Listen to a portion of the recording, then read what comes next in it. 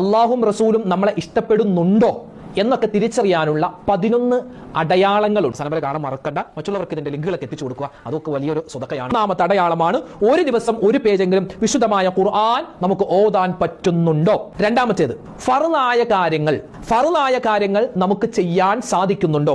മൂന്നാമതായി നമ്മൾ ശ്രദ്ധിക്കേണ്ടത് നമുക്ക് ദിക്റുകൾ ചെയ്യാൻ പറ്റുന്നുണ്ടോ. നാലാമതായി പ്രത്യേകമായി പരിഗണിക്കേണ്ട ചില സമയങ്ങളുണ്ട് അല്ലെ.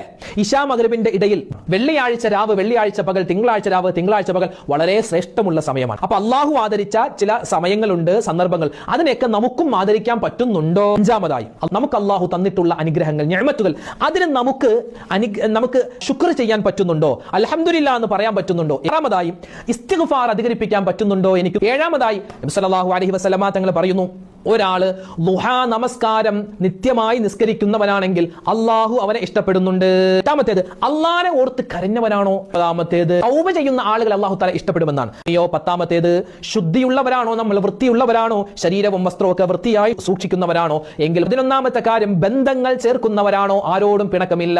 ഇതിന്റെ ലിങ്കുകളൊക്കെ എത്തിച്ചു കൊടുക്കുക. ഈ 11 കാര്യങ്ങൾ നമ്മൾ ശ്രദ്ധിക്കേണ്ടതുണ്ട്. അള്ളാഹു തൗഫീഖ് തരട്ടെ.